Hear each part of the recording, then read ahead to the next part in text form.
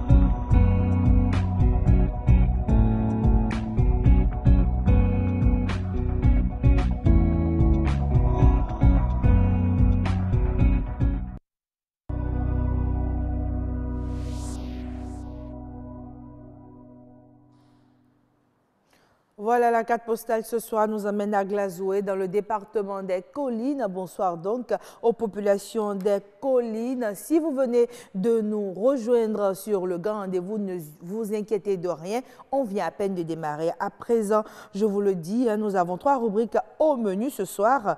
21 février 2000, 21 février 2019, 19 ans déjà que le monde entier célèbre la journée internationale des langues maternelles. Et de plus en plus, on se rend compte de l'importance de ces langues, de l'importance de la préservation de nos langues maternelles, ces langues qui peuvent être des outils de développement et de paix. On en parle dans la rubrique Espère. Nature et bien-être s'intéresse à un mal considéré encore il y a peu comme étant le mal du siècle. Il s'agit du sida. Tendons-nous vers la fin de l'épidémie. Restez avec nous pour le savoir avec Heureuse Danondé et son invité. Chaque peuple avec ses cultures et comme expression de cette culture, l'art culinaire figure en bonne place. Comment promouvoir la culinaire dans le tourisme? On envisage d'en parler, que dis-je?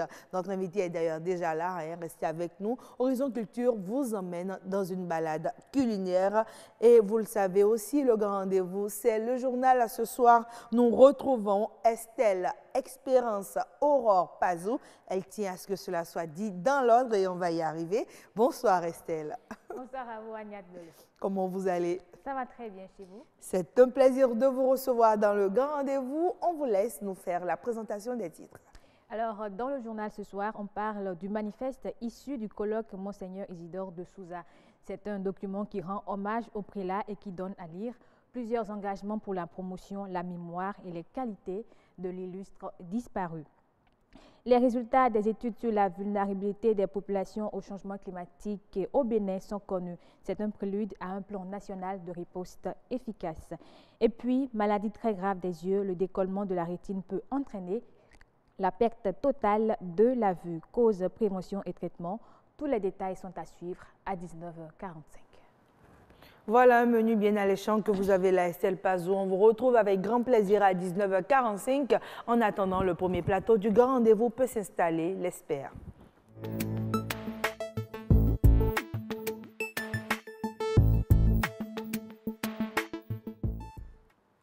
Langue maternelle, outil de développement et de paix, on ne cessera pas d'en parler. Vous le savez, aujourd'hui, nous sommes le 21 février. Le monde entier célèbre la journée internationale de la langue maternelle. Pour l'édition 2019, le thème retenu est celui-ci, les langues autochtones, ça compte pour le développement, la construction de la paix et la réconciliation. Avec notre invité, on débat donc autour de la langue maternelle. Est-ce que cela peut véritablement être un outil de développement et de paix? On en parle avec Afi Estelle Pinso, elle est journaliste, langue nationale, Radio Béni Alafia. Bonsoir. Bonsoir Aniat. C'est un plaisir de vous avoir à nos côtés pour parler des langues maternelles, un domaine que vous maîtrisez et que vous aimez d'ailleurs très bien. Déjà, dites-nous pour vous, est-ce que c'est possible que ces langues maternelles puissent permettre la construction de la paix et le développement? Merci beaucoup. C'est bien possible parce que le rôle que jouent les langues maternelles ou langues autochtones, si vous le préférez, n'est plus à démontrer. Et vous savez que la Chine, par exemple, c'est un pays qui s'est développé avec sa langue. Et nous voyons aujourd'hui tout le monde couvert la Chine, c'est parce que ce pays a préféré se développer dans sa langue maternelle. Et au Bénin, si nous revenons au Bénin, l'effort que les autorités font depuis l'introduction des langues nationales à l'OETB d'abord, et nous voyons aussi dans les autres chaînes, le rôle que jouent ces langues, l'information que ces langues donnent aux populations. Et par rapport à ça, par rapport aux informations que les langues nationales donnent, nous voyons des réactions de la population. Et on comprend que ces langues, si on fait véritablement leur promotion, ça pourra induire le développement dans notre communauté. C'est sûr, surtout à l'approche des élections, et on se rend compte que tous les pays optent pour la sensibilisation sur les vertus et les valeurs de la paix, mais souvent dans la langue. Est-ce que vous avez l'impression que les populations accueillent mieux ces messages parce qu'ils sont dits dans leur langue? Et ce n'est pas une impression, c'est déjà démontré que les populations sont plus sensibles aux messages qui sont véhiculés dans leur propre langue. Si vous prenez quelqu'un et vous lui parlez français, il se dit c'est pour tout le monde. Mais quand il commence par entendre un message dans sa propre langue, il se dit ah, ça s'adresse à moi.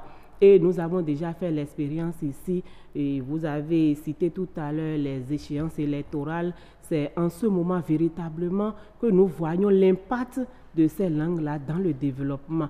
Et il y a aussi les maladies qui surviennent dans notre pays. Dès que vous avez des problèmes comme ça, les sensibilisations, tout le monde le sait, c'est surtout dans les langues nationales que les gens arrivent à pénétrer la population avec leur message. D'accord. Alors, quand on parle d'importance des langues maternelles, est-ce que vous avez l'impression aujourd'hui qu'au Bénin, on continue de parler ces langues-là, véritablement? On continue de parler les langues nationales, mais vraiment, il y a des efforts à faire encore. Parce qu'on constate surtout que c'est aujourd'hui que nous sommes plus tournés vers le français. C'est vrai que c'est un héritage du colon, mais de plus en plus, les efforts se font. Mais déjà au niveau des familles, nous constatons qu'aujourd'hui, les gens se disent, bon, si mon enfant parle la langue maternelle, il ne pourra pas comprendre le français, il ne pourra pas évoluer, mais c'est faux. Les études ont démontré que quand on comprend mieux ce qui se passe dans sa propre langue, on l'exprime mieux en français, on l'exprime mieux dans la langue d'autrui. Et si vous voyez les enfants qui s'expriment bien dans leur langue à la maison, ils ne sont pas des niais à l'école. Au contraire, quand ils conçoivent bien les choses, ils les expriment bien en français et en anglais si vous voulez. Et les écoles, il y a des écoles qui ont bien compris, quel que soit ce qu'ils font, ils disent non, on va expliquer la leçon dans la langue du milieu. Et ça marche très bien. D'accord, on a même eu des écoles pilotes pour ce projet d'introduction des langues maternelles dans le système éducatif béninois. Mais déjà, moi, je me dis qu'on a en face des parents qui eux-mêmes ne maîtrisent plus vraiment bien la langue. Comment est-ce que ces parents vont apprendre cette langue à leurs enfants? Bon, si un parent n'arrive pas à parler correctement sa langue, je crois qu'il faut laisser la communauté jouer le rôle. Parce qu'une langue qui n'est pas bien comprise, vous ne pouvez pas l'enseigner à votre enfant. Mais ce que moi je demande aux parents, c'est de laisser leurs enfants parler à d'autres personnes si eux-mêmes ne comprennent pas la langue. Mais à partir de maintenant, il faut que chaque parent qui ne comprend pas sa langue se remette en cause et dit que c'est un défaut. C'est un défaut parce que vous avez toujours quelque chose à cacher aux autres.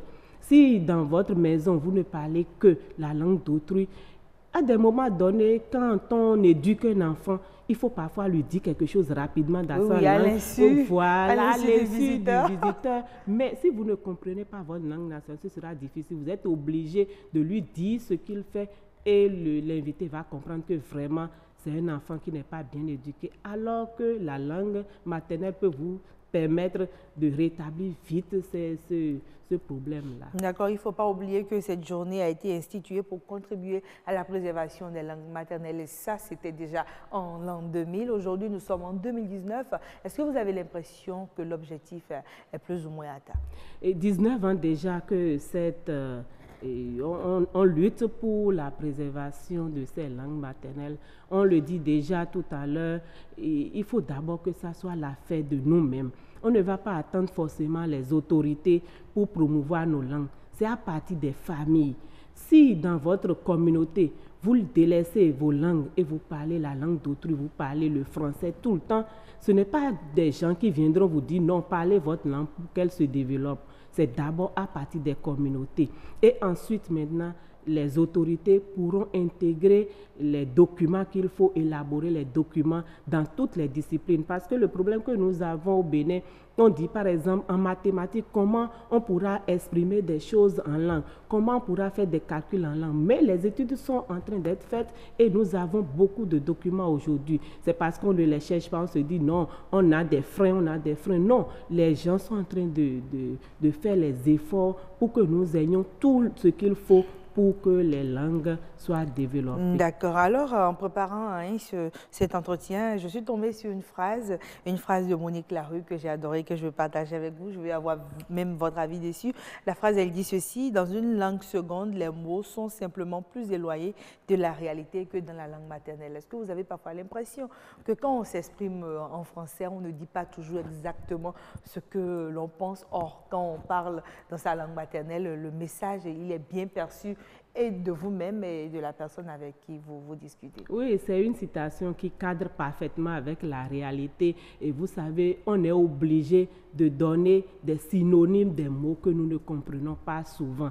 Et par exemple, toutes les réalités de nos villages, on n'arrive pas à les exprimer en français. On fait de l'à peu près et puis on se dit on parle français. Mais en réalité, le français que nous parlons, ce n'est pas déjà ce que les Français eux-mêmes y parlent et ce n'est pas déjà la réalité de nos langues. Je crois que on est plus proche de sa langue maternelle quand on s'exprime dedans. D'accord, mais bon, les premiers vecteurs de cette langue-là, c'est encore les radios, les télévisions qui font le choix de parler un certain nombre de langues, mais on se rend compte que c'est seulement les chaînes publiques qui vont au-delà de 2 ou 3 langues. Est-ce que vous avez l'impression qu'avec 2 ou 3 langues, c'est assez représentatif, des langues maternelles parlées sur le territoire national? Ce n'est pas encore représentatif parce que quand nous voyons tout le Bénin, l'atlas du pays, nous avons en tout et pour tout 52 intentions linguistiques.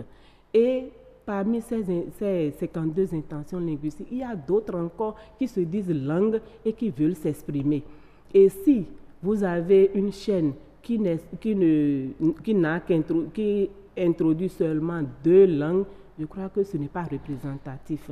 C'est vrai, ce n'est pas facile. Ce n'est pas facile parce que Radio Bénin Alafia, qui est précurseur de ces radios-là, qui n'a que 18 langues nationales sur les 52, ce n'est pas déjà facile de mettre tout ce qu'il faut dedans, établir la grille des programmes, introduire toutes les 18 langues avec leurs programmes différents. Ce n'est pas facile. Mais je crois que 2 langues, ça ne suffit pas pour représenter tout le pays. On laisse toujours des communautés en rade. D'accord. Alors, quand on parle de langue maternelle, c'est d'abord la langue elle-même, c'est le ton, c'est le champ lexical. Autant d'aspects qu'on ne maîtrise pas toujours avec nos langues maternelles. Est-ce qu'on ne gagnerait pas à avoir des études poussées qui mettent peut-être mettre dans des livres à disposition des générations à venir après nous, tous ces mots-là que parfois on perd au fil du temps. Oui, les linguistes le savent, nos langues chantonnent. Quand on parle bien sa langue, c'est toute une mélodie. Et comme vous l'avez dit, il y a des documents, il faut en chercher. Il faut aller retrouver ces documents-là pour mieux s'introduire dans cette mélodie que les langues maternelles donnent. C'est vraiment impressionnant. D'accord.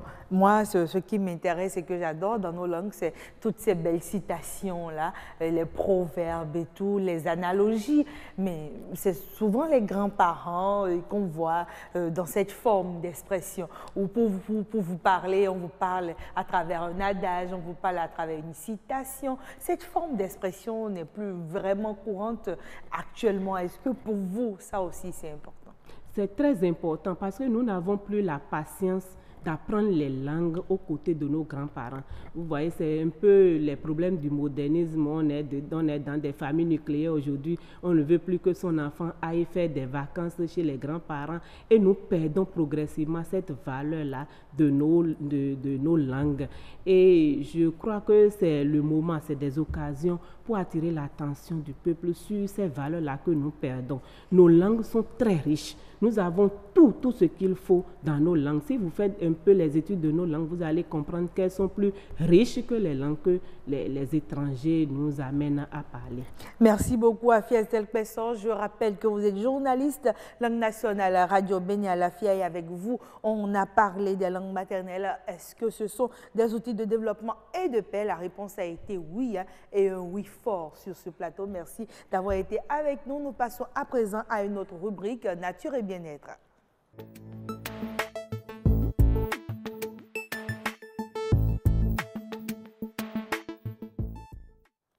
Voilà, dans Nature et Bien-être ce soir, on s'intéresse à l'épidémie du siècle, le sida. Mais avant, je vous invite à suivre ce reportage. Après, on retrouve Heureuse Danondé et son invité. Après la découverte du premier cas du sida au Bénin en 1985, le pays s'est résolument engagé dans une riposte conséquente face à l'épidémie du sida qui détruit en Afrique des milliers de vies humaines. À la date du 31 décembre 2016, le Bénin compte 67 000 personnes vivant avec le VIH-Sida, selon le programme santé de lutte contre le sida, PSLS. En matière de prévalence, quand on prend la population du Bénin, 1,2% des Béninois sont porteurs du virus.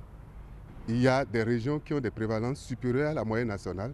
Je peux citer parmi ces départements le Mono, le Koufo, le littoral, l'Ouémé, la Donga.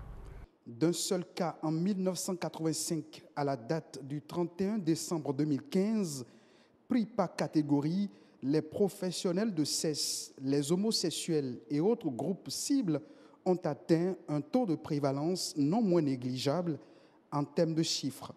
On a les hommes qui ont des rapports sexuels avec des hommes. La prévalence est de 7,7% et les utilisateurs de drogues injectables où la prévalence était estimée à 4,7%. Nous avons également les populations privées de liberté, où on a 1,4%. On a les jeunes, surtout la couche qui nous intéresse beaucoup, où la prévalence est relativement faible. Les femmes sont plus infectées que les hommes. C'est pourquoi on dit actuellement que l'épidémie tend à se féminiser. La prévalence au sein des femmes est plus élevée qu'au sein du groupe des hommes. Selon le dernier rapport de l'ONU-SIDA, 36 millions de personnes vivent avec le VIH-Sida dans le monde, dont 26 millions en Afrique. Des chiffres qui donnent froid au dos et nécessitent une lutte efficace et efficiente. Au Bénin, il serait important qu'au-delà des assises de réflexion collective, que les chercheurs, les activistes, les médecins, les gouvernants et différents acteurs intensifient la sensibilisation pour prévenir et réduire la propagation du VIH-Sida. L'objectif, c'est qu'à l'horizon 2020, qu'on puisse avoir 90% des porteurs du virus qui puissent connaître leur statut sérologique, 90% de ceux qui connaissent leur statut puissent être mis sous ARV et 90% aient une charge virale supprimée. Et nous pensons que si on continue sur cette dynamique, en 2030, on pourra mettre fin à l'épidémie du VIH-Sida au Bénin. Voilà, nous avons aimé ce reportage de Patrick Adjagodio. Nous retrouvons à présent Heureuse Danondé et son invité que je commence par vous présenter. Heureuse, vous la connaissez déjà. Hein? Je vous présente notre invité. Il s'agit de Pierre Mpélé. Vous êtes président honoraire de la Société africaine anti-sida. Merci d'être avec nous sur ce plateau. Merci. Merci de nous apporter plutôt votre expertise et merci à Heureuse Danondé de vous avoir déniché. Heureuse, comment ça va? Je me porte bien et vous? Bien, merci. Voilà, vous remplacez Yasmine Damata qui était sur Nature et Bien-être toute la semaine. C'est un plaisir de vous revoir. Elle est appelée sur d'autres fronts. Elle va retrouver les téléspectateurs si tout va bien le mardi prochain. D'accord. En attendant, nous, on parle du sida. Dites-nous tout. Effectivement, nous ne sommes pas le 1er décembre et il faut déjà dire qu'il ne faut pas attendre le 1er décembre pour parler du sida.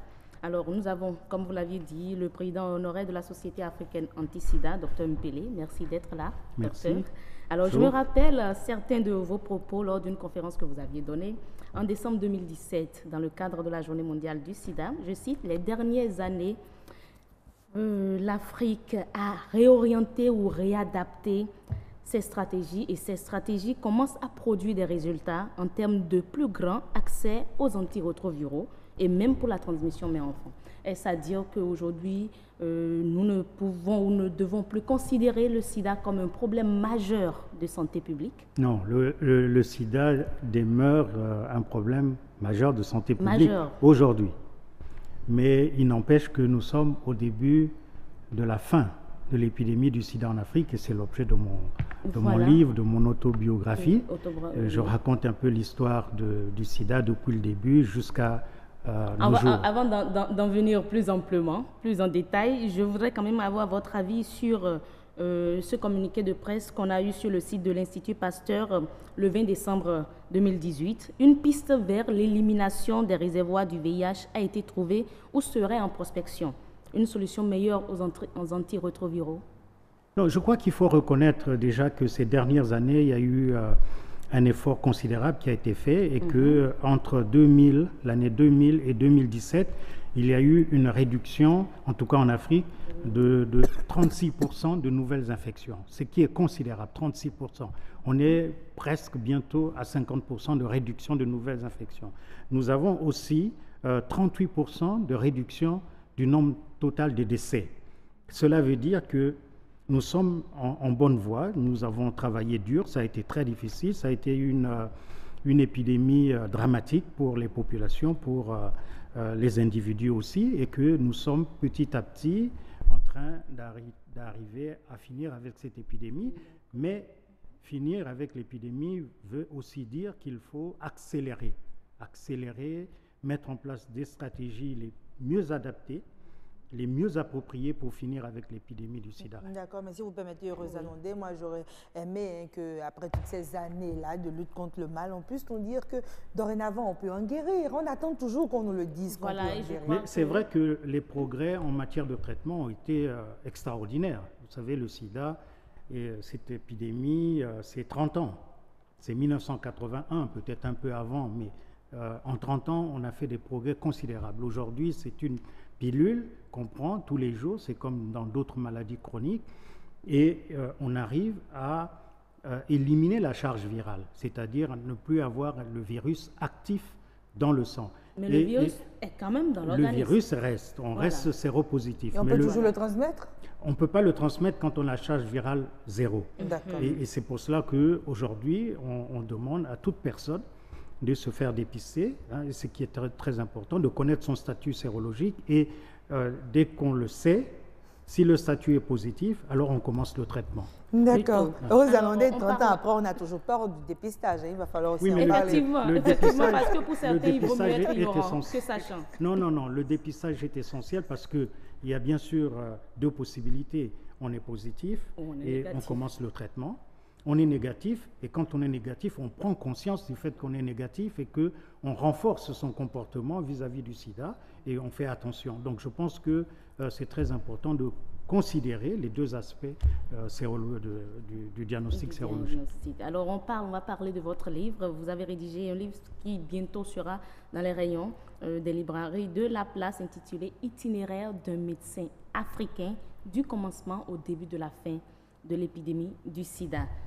C'est vrai qu'à travers le livre, vous avez annoncé la fin proche du sida, je peux m'exprimer ainsi, et vous avez osé... Pas moi simplement, mais je crois que l'ONU-SIDA, qui est l'organisation de coordination de la lutte contre le sida dans le monde, dit les mêmes choses, et tous les scientifiques le reconnaissent. Mais il faut le dire, parce que je crois que quand on prend conscience qu'on est on est proche, et on estime qu'en 2030, on pourrait avoir le sida, un problème, je dirais, plus majeur de santé publique. Donc, il faut accélérer. Vous voyez, un coureur de fond, quand il arrive dans les derniers 500 mètres, il ne ralentit pas, il accélère. Et donc, ce que nous voulons faire, et dans ma modeste expérience, puisque j'ai commencé à travailler sur le sida dans les années 1982. J'ai vu venir cette épidémie. Donc déjà au début, et j'ai travaillé comme médecin à Paris,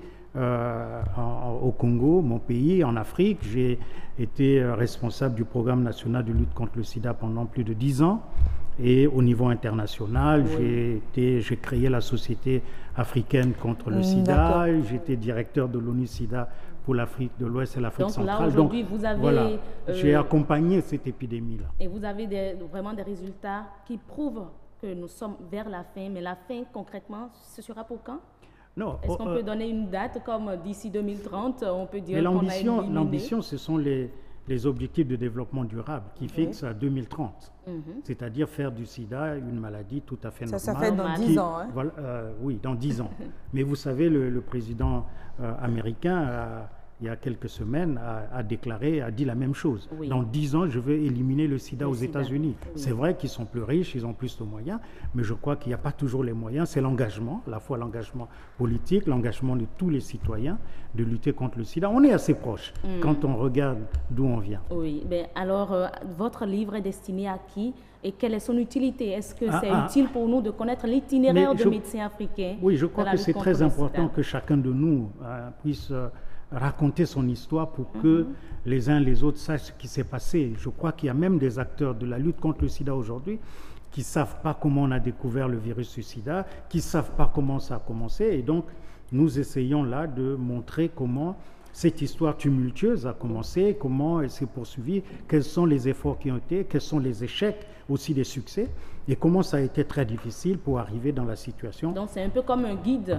que vous leur proposez?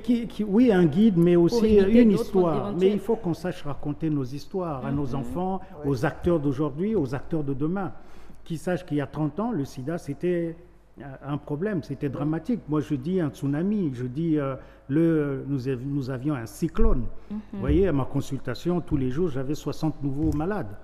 Et donc, ce n'est pas malade du sida? Malade du sida. Chaque jour? Ben oui. Vous attendez, j'aimerais qu'on puisse parler aussi du regard sur ces porteurs du virus qui a quand même aussi changé en fonction du temps. On se rappelle ces téléfilms-là, il y a le sida dans la cité et tout ce qu'on pensait de cette maladie. Aujourd'hui, on n'en a plus autant peur. Est-ce que cela est aussi à l'actif des acteurs qui ont travaillé sur le sida? Et notamment... Et je le dis toujours parce qu'il faut leur rendre hommage aux personnes vivant avec le VIH-Sida. Est-ce qu'on peut, vous pouvez m'envoyer le livre ou l'envoyer? Vous êtes. Voilà, c'est un petit pamphlet, mais qui est devenu un livre. Mais qui rend vraiment aussi hommage aux personnes vivant avec le VIH, surtout les femmes vivant avec le VIH. Parce qu'elles ont été les premières à montrer leur visage. À montrer le visage du sida. Je crois que c'est parce qu'elles avaient peur de transmettre le mal à leurs enfants. Voilà, je trouve même que déjà la forme du livre facilite la lecture aussi. C'est un courage exceptionnel qu'elles ont eu et je connais beaucoup ici au Bénin, partout, des femmes qui se sont montrées, qui ont vécu positivement avec le virus du sida et qui ont mis la réalité du sida sur des visages. Alors, quand est-ce que ce livre-là sera disponible? Je peux dire qu'il est disponible à la librairie Notre-Dame. Sans pour autant faire de publicité, ça va disparaître, ça va apparaître encore. Il est disponible à Cotonou. Déjà. Et nous aurons l'occasion de le présenter officiellement demain. Voilà. Et donc, nous souhaitons que tous les Béninois, toutes les Béninoises, les acteurs de lutte contre le sida puissent lire pour comprendre un peu comment, modestement, nous avons été impliqués, comment nous avons fait face à ce tsunami qui est arrivé. parce que le sida d'aujourd'hui, ce n'est pas le sida d'hier. Aujourd'hui, on a les éléments de la maîtrise, on a les traitements, on a le diagnostic aisé, on comprend mieux, on a éduqué les populations, donc les gens réagissent positivement. Mais ça a été très, très dur. Très, très dur. Moi, j'aime bien ce mot de fin-là sur le livre. C'est écrit « Cette autobiographie est avant tout destinée aux Africains qui ont payé le plus lourd tribut à l'épidémie du VIH et à tous ceux qui, hors de l'Afrique, se sont engagés dans le continent. » Est-ce à dire que pour vous, après toutes ces années, vous vous êtes rendu compte que c'est encore le continent africain qui a subi le mal de plein fouet? Ah oui, oui. L'épidémie a commencé aux États-Unis, en Californie, mais c'est l'Afrique qui a payé le plus lourd tribut. Et nous avons perdu des gens qui seraient aujourd'hui utiles au développement de l'Afrique et qui sont partis précocement à cause du sida, à cause de l'ignorance, à cause de la stigmatisation, la discrimination et l'absence de traitement. Nous étions des médecins au menu. Merci beaucoup. On n'avait pas de traitement. On essayait de traiter les infections, opportunistes. Dans certains hôpitaux ici, oui, voilà. Il y a des agents qui ne voulaient pas du tout accueillir des PVV. Mais en ce temps-là aussi, il y en a qui mettaient forcément les gants pour toucher. Il y a des infirmiers qui ne voulaient pas rentrer dans les salles. Mais dans une des salles d'hospitalisation, j'avais 10 lits, il y avait 8 malades du sida dans les lits. Et quand on rentrait, on avait l'odeur de la mort. L'odeur de la mort, on est encore content que cette odeur se soit éloignée de l'Afrique et qu'on tende vers la fin. Voilà donc le bon message. Ça veut dire que nous devons nous engager davantage dans la lutte, faire encore plus, et que les médias, vous avez un rôle important, vous avez joué un rôle important. Il faut encore continuer à sensibiliser. Il y a des propositions qui sont faites dans le livre pour en finir réellement avec l'épidémie. Non, pas beaucoup de propositions, parce que ce sera l'objet du prochain livre. Donc après l'itinéraire du médecin africain, il y aura une suite. L'année prochaine. D'accord. Mais il faut d'abord lire celui-ci. Pour comprendre le reste. Oui, ce sera d'ailleurs facile à lire. Déjà, la forme et tout, ça permet de... Il est disponible à Cotonou. D'accord. Merci bien, docteur. Je vous en prie, merci beaucoup. Rose Anondé, c'était un plaisir de vous avoir sur ce plateau. On aime bien vous recevoir avec vos invités. Vous savez les dénicher, mesdames et messieurs. C'est terminé pour Nature et Bien-être. Nous passons à présent à Horizon Culture.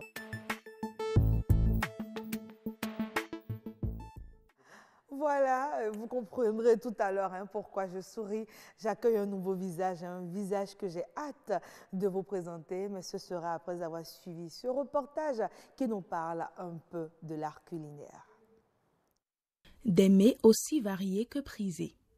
Autant d'atouts qui font la richesse du patrimoine culinaire béninois. Au Bénin, la gastronomie est généralement considérée comme vitrine d'une tribu ou d'un peuple. Elle varie d'une région à une autre. On s'en sert notamment pour recevoir des hôtes, agrémenter une réception ou parfois comme outil de culte. L'art culinaire au Bénin va donc au-delà de la restauration. Elle est identitaire et incontournable dans plusieurs manifestations. Comme la plupart des pays d'Afrique de l'Ouest, la cuisine béninoise est composée d'aliments de base comme le maïs, le riz, le haricot, l'igname ou encore le manioc. Elle est toutefois très diversifiée et comporte un très grand nombre de recettes. Des breuvages sont également préparés à base de maïs, de mil, de sorgho ou de noix de palme. Le sodabi est l'alcool de fabrication artisanale le plus connu. Toute la richesse du patrimoine culinaire béninois réside donc dans sa diversité, un atout qui pourrait susciter l'intérêt s'il est promu et mis en valeur. Développer le tourisme d'un pays à travers ses richesses culinaires est une pratique assez en vogue dans bien de pays. Selon un rapport de l'Organisation mondiale du tourisme datant de 2017, la gastronomie est devenue une motivation importante dans le choix d'une destination. Voilà, donc, comme je vous le disais, un nouveau visage, Jennifer Sachivi. Bonsoir. Bonsoir, Agnès. Merci de nous rejoindre sur Horizon Culture. C'est un plaisir. Mais ce que les téléspectateurs ne savent pas, c'est que pendant longtemps, vous avez travaillé sur la rubrique avec Assom Gaba, qui est même dans ce studio pour vous accompagner pour votre premier passage plutôt sur le plateau. C'est bonne zone m'accompagne.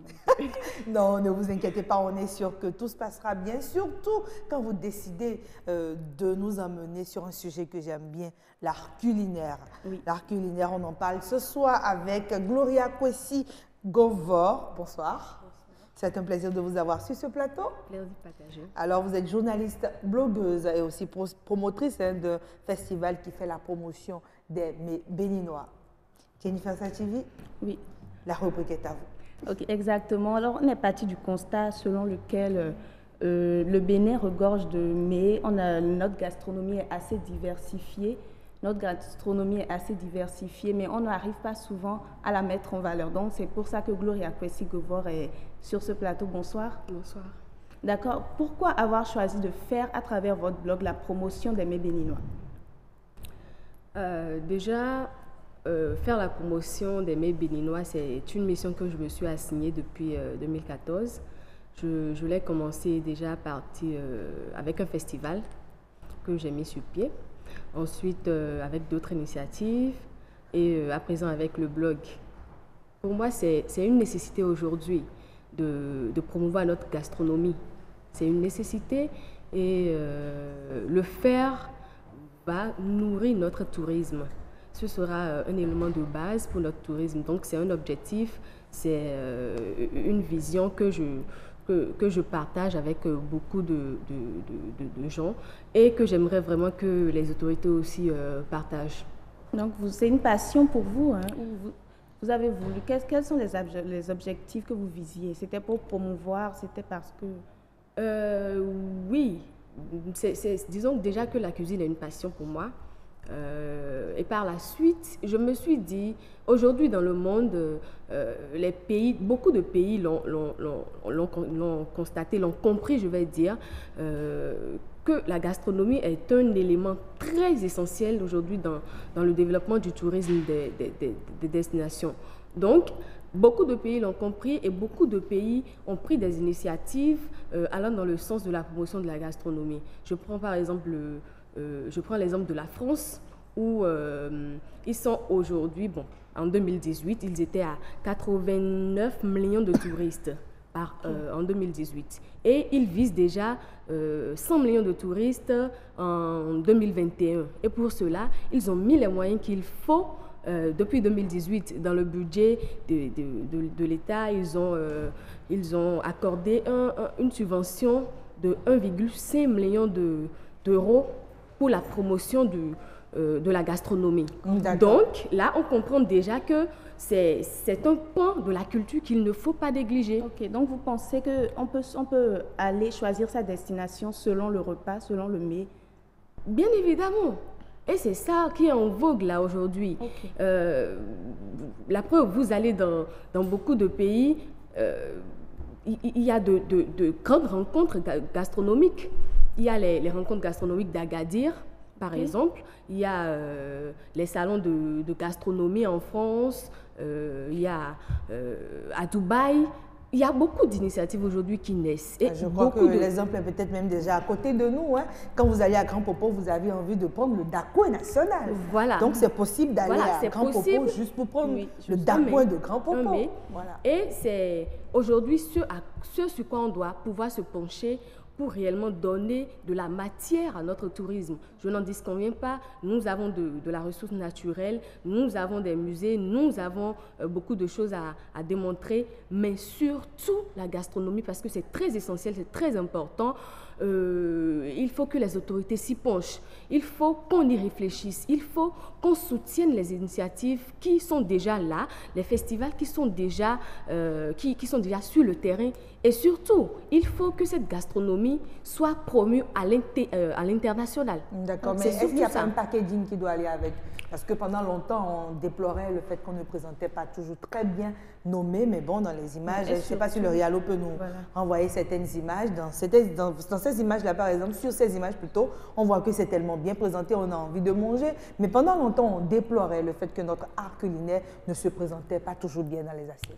Et est-ce qu'on a aussi une diversité? Est-ce que c'est assez varié? On a assez de plats qui peuvent se vendre à l'international facilement? Si, on a la gastronomie béninoise, elle est diversifiée, elle est très riche. On a beaucoup de mets. Et disons même que la meilleure manière de vendre notre gastronomie, c'est déjà de nous faire d'identifier le Bénin par rapport à 1, 2, 3 mets. Comme par exemple, on dit les tacos et on pense directement à la Mexique, ou comme on parle des tagines, ou on pense au Maroc. Il faudrait Pour vous, quel est le mets culinaire qui pourrait identifier le Bénin? Moi, je mise souvent sur 3 mets. Le amiwo, qui est déjà un peu connu en dehors du Bénin. Le wachi, qu'on appelle la tassi, et le wasawasa. Moi, je pense que vous parliez tout à l'heure de la présentation. Ce travail revient aux chefs de cuisine béninoise. Les chefs doivent pouvoir savoir comment présenter nos mets, pour que, ne serait-ce qu'à la vue, qu'on ait envie immédiatement de les consommer. Ce travail leur revient. Et je pense qu'actuellement, il y a un beau boulot qui se fait sur le terrain. Il y a les chefs qui se battent pour quand même donner une place à la gastronomie béninoise. Donc, et beaucoup aussi participent à des festivals, à des concours à l'international qui, bon, c'est vrai qu'ils ne sont pas connus parce que la gastronomie n'avait pas vraiment une telle importance ici, mais beaucoup ont reçu des prix à l'international, qui sont revenus avec, ils sont allés représenter le Bénin, ils ont pris des prix, ils sont revenus avec. Est-ce que vous pensez que c'est suffisant juste bien présenté? Est-ce qu'il ne faut pas aussi une certaine politique derrière pour mieux valoriser, pour mieux accompagner, suivre et tout ça? Bien évidemment, quand on parle de promotion déjà, c'est toute une politique. Et cette politique-là, ça doit être, pour que ça ait l'impact, c'est que ça doit être étatique. Il faut que l'État prenne des initiatives. Il faut qu'on suive un peu ce qui se fait ailleurs. Il faudrait aujourd'hui que non seulement soutenir les festivals ici à l'interne, mais qu'il y ait des politiques claires, qu'il y ait des stratégies bien définies pour qu'on promeuve notre gastronomie. Moi, je me dis déjà, commençons par faire un inventaire du patrimoine culinaire. D'accord. Un inventaire du patrimoine culinaire, je crois qu'il y a quand même des autorités. Il y a un travail qui avait commencé, je ne sais pas si le travail a pu aller au bout, mais je pense que c'est primordial en fait. Pour qu'il y ait une politique, il faut d'abord commencer par là. Par la suite, c'est qu'il va falloir que nos autorités, qu'il y ait un comité ou une commission d'experts ou de professionnels de la chose, de techniciens qui réfléchissent sur comment promouvoir, sur les événements sur lesquels il faut y aller, sur les activités à l'interne comme et surtout à l'international. C'est important. Quand on parle de politique, justement, on se rend compte qu'il y a des autorités qui ont quand même compris, parce que quand on prend la mairie de Parakou qui décide que dorénavant, ceux qui viendront participer au séminaire ou à atelier chez eux vont d'abord consommer les mets locaux, typiquement locaux. Pour vous, est-ce que ce n'est pas déjà une façon de vendre notre art culinaire? Bien sûr, c'est déjà louable, c'est une avancée. Déjà que la mairie de Parakou prenne cette initiative, et on souhaiterait bien que d'autres mairies leur empruntent les pas, pour qu'au moins à l'intérieur, qu'on sache qu'il y a quelque chose qui se fait. Avant d'aller au-delà des frontières.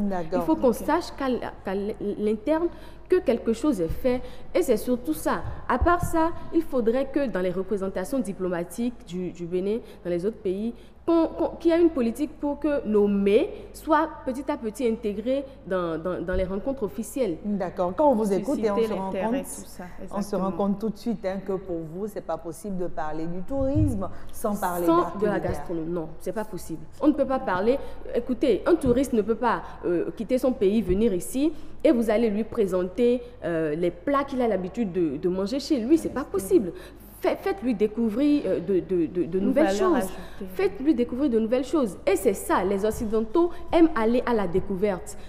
Ils aiment voyager dans ce monde-là. Donc, aidons-les à mieux connaître ce qu'on a. Et c'est de cette manière et seulement comme ça qu'on peut vendre le Bénin. On ne peut pas vendre le Bénin en leur présentant du hamburger, des shawarma. C'est question, on ne pourra pas mieux préparer les hamburgers que les Américains. Donc, on ne peut pas le faire. Gloria Kwesi-Gogo, c'était très intéressant de vous avoir sur ce plateau. Nos minutes étaient terminées depuis. La chef d'édition me faisait 2 grands signes. Mais Jennifer Sechivi était tellement emballée par vos propos. Elle ne veut pas vous couper, mais il va falloir qu'on y aille. On passe à présent au journal Estelle Pazou. Merci d'avoir accepté notre invitation. Voilà, c'est moi qui vous remercie. Ok, ce sera à la prochaine.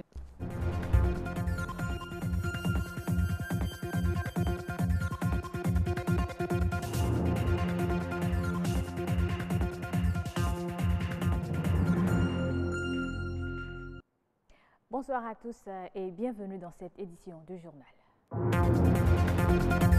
Le manifeste du colloque international Monseigneur Isidore de Souza, c'est un document qui rend hommage au prélat. En attendant sa publication, il a été porté à la connaissance du public. Dans ce journal, vous aurez une idée de son contenu. Les résultats des études sur la vulnérabilité des populations au changement climatique au Bénin sont connus. Ils ont été restitués au cours d'un atelier. À suivre le compte rendu.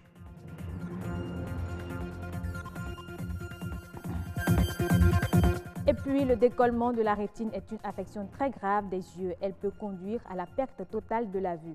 À suivre dans ce journal les causes, manifestations et traitements de cette maladie.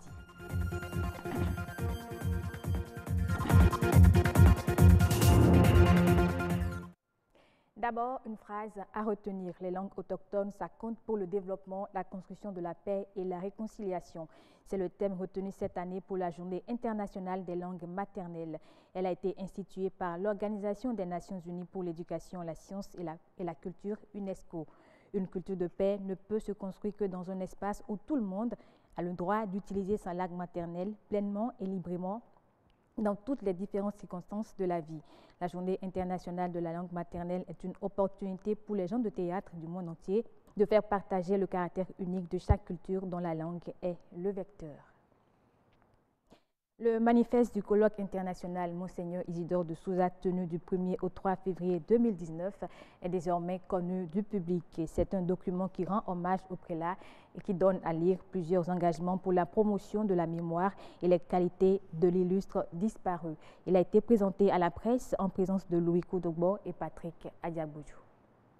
Et nous avons choisi de présenter le manifeste de notre colloque. Des actes pour promouvoir les valeurs incarnées par Isidore de Souza sont consignés dans un document. Le comité scientifique ayant conduit les travaux du colloque international de février 2019 dédié à la mémoire du prélat présente au public le manifeste. Nous nous engageons à la promotion de la mémoire de la vie et des œuvres de Monseigneur Isidore de Souza, à le faire reconnaître comme père de la démocratie au Bénin et repère en Afrique et dans le monde. À la culture de l'éveil d'une conscience éthique, surtout chez les jeunes, à partir de la formation civique et citoyenne, par la constitution et l'édition de documents contenant les valeurs incarnées par le prélat dans le service de la cité.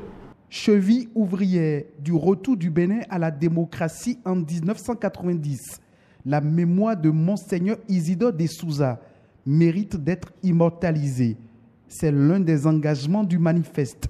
Nous en appelons vivement à la réhabilitation de l'hôtel PLM Aléjo, sanctuaire natif du renouveau démocratique au Bénin, auquel pourrait bien être relié le nom de Monseigneur Isidore de Souza, président de l'historique conférence nationale, à la nécessité d'intégrer dans les programmes d'enseignement du système éducatif national une part conséquente de connaissances sur l'histoire de la conférence des forces vives de la nation et de faire de l'événement une référence politique majeure dans la mémoire collective. Nous recommandons ardemment l'institution, au niveau ecclésial ou national, d'une journée de mémoire pour l'homme, le prêtre et l'évêque hors du commun qu'était Monseigneur Isidore de Souza, selon les paroles de Bernardin Cardinal Ganti. Après la présentation des actes du manifeste, c'est la phase de sa concrétisation qui démarre sous peu.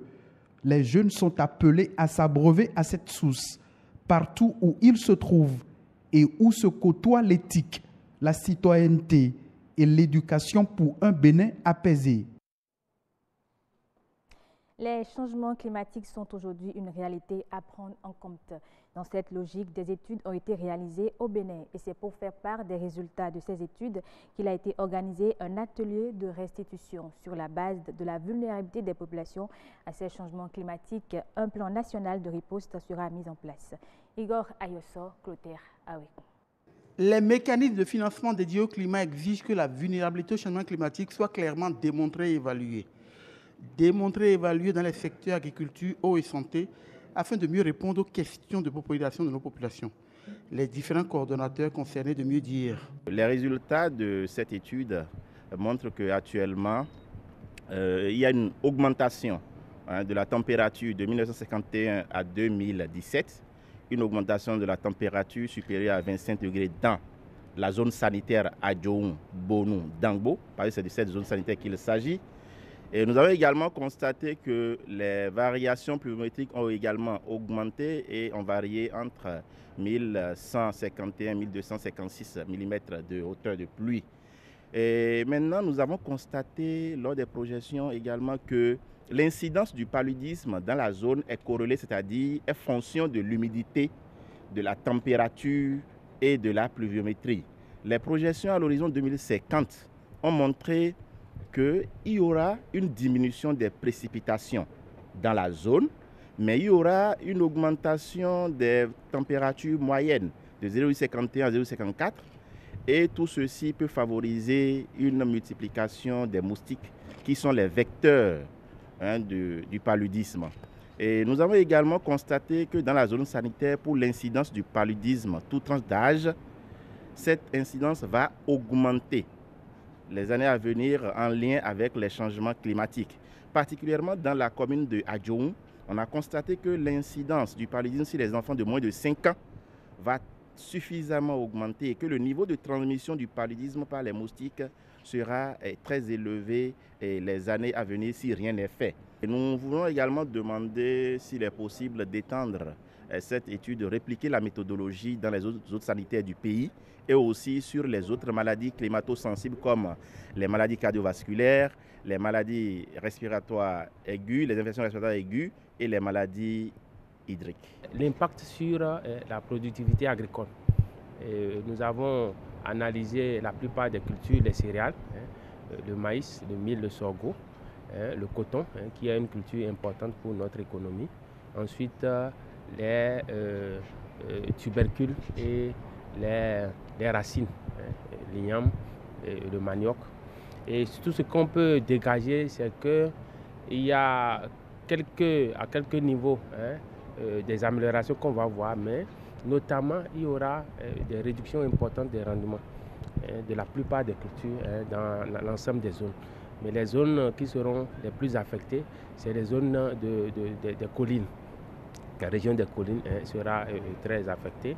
Et dans la zone de Kopargo, Djougou, on aura des augmentations de pluie, comme je l'avais dit, mais qui ne sont pas favorables à l'agriculture en tant que telle. Il faut pouvoir circonscrire ces communes-là, voir l'impact des risques étudier leur occurrence et pour pouvoir prodiguer des conseils pour que quand ces événements extrêmes vont survenir, que ces événements ne surprennent pas les populations et qu'on puisse anticiper sur un certain nombre de mesures. Ces études de vulnérabilité au changement climatique lancées en mars dernier ont permis d'asseoir le plan national d'adaptation PNA, qui est le canevas officiel pour une amélioration de la gouvernance en matière de lutte contre le changement climatique en vue de renforcement de la résilience de nos populations. Et puis, il se passe souvent des choses à l'intérieur de nos yeux que nous ignorons.